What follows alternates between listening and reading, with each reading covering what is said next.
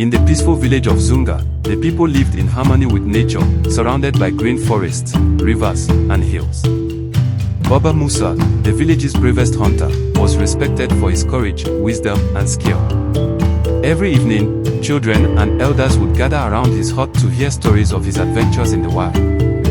Baba Musa loved teaching the children about bravery, loyalty, and survival. One evening, as Baba Musa was about to tell a new story, a strange sound filled the air. It was distant at first, but it grew louder and louder, rumbling like thunder. The villagers froze, fear creeping into their hearts. They knew this sound. Terrorists were approaching their village. Baba Musa quickly scanned the faces of his people, all looking to him for guidance. He raised his hand to calm them. "Stay calm, everyone," he said. "I have a plan, but we must act quickly." He gathered some of the strongest men and told them, "We cannot fight them directly, they have weapons. We must be clever and use our knowledge of this land." Baba Musa then shared a secret path that led deep into the forest, one that only he knew. The villagers were surprised, as they had never heard of this path before. Baba Musa explained that he had discovered it long ago and had kept it a secret for emergencies like this. The villagers trusted him and began gathering their belongings as quietly as they could. Meanwhile, Baba Musa instructed the village's elders and children to hide in the trees and tall grasses, while he and the younger men stayed near the edge of the village to watch. Soon, the terrorists arrived, shouting and banging on the huts. But, just as before, they found the village empty. They searched each hut and every corner, growing more frustrated and suspicious. They muttered to each other, confused about where everyone had gone. But this time, the terrorists were more cunning. One of them suggested, they might be hiding nearby. "Let's split up and check around the village and in the forest." Baba Musa overheard this and quickly realized that his people were in danger. The secret path would take time to reach, and if the terrorists searched the forest, they might find everyone. He needed a new plan, and fast. Thinking quickly, Baba Musa whispered to his men, "We need to lead them away from the path. If we can make some noise in the opposite direction, they will think we're hiding there." His men nodded, and they split into groups, moving in different directions. Baba Musa led a small group toward the river, where he knew there were caves hidden by thick bushes. They made noises, throwing rocks and snapping branches, making it sound like people were running away through the woods. The terrorists heard the sounds and rushed in that direction. One shouted, "They are over there by the river. Let's get them."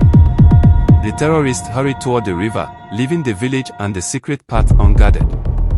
Meanwhile, Baba Musa and his men climbed into the caves, hiding silently. They watched as the terrorists passed by, unaware of the trick. Once the coast was clear, Baba Musa and his men carefully made their way back to the hidden path, where the rest of the villagers waited. As they moved through the forest, an unexpected problem arose. A young boy named Tond, who had been very scared, suddenly went missing. His mother, in a panic, whispered, "Where's my son? Tond. Tond." Baba Musa took a deep breath, knowing they could not leave anyone behind. He turned to the villagers and said, "Go on ahead. I will find Tond and meet you at the river's end." The villagers hesitated, but they trusted Baba Musa, so they continued down the path as he searched for the boy. Baba Musa moved quietly, listening for any sound that might help him find Tond. Then he heard a faint whimpering nearby. He followed the sound and found Tond huddled beneath a fallen tree, too scared to move. "Come, Tond," Baba Musa whispered softly, kneeling beside the boy. "We are almost safe. Let's go quietly." Tond clung to Baba Musa's hand, and together they moved back toward the hidden path. But as they approached, Baba Musa spotted two terrorists nearby, seemingly searching the area for anyone left behind. Baba Musa held Tond close, hiding behind a thick bush. They stayed silent, hardly daring to breathe as the terrorists walked past them. Once they were gone, Baba Musa and Tond made their way back to the secret path and caught up with the others. But just when they thought they were safe, another twist awaited them. One of the terrorists had seen footprints leading into the hidden path and realized where the villagers had gone. He and a few others began to follow the path, moving quickly to catch up. Baba Musa noticed the terrorists coming and knew they couldn't keep running without being caught. He whispered to his people, "We must stop them here. We'll create a trap." With quick thinking, Baba Musa used some vines and branches to set up a snare. The villagers found rocks and sticks, and they prepared to defend themselves.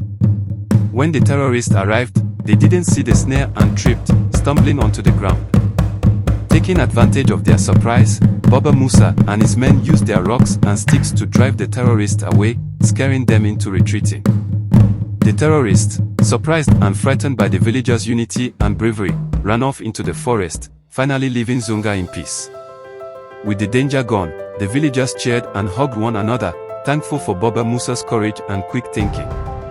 They had survived, not because they fought with weapons, but because they stayed united and followed their wise leader.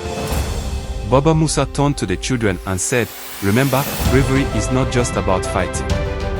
Bravery is about using your mind, helping others, and staying strong together. When we work as one, no danger can defeat us."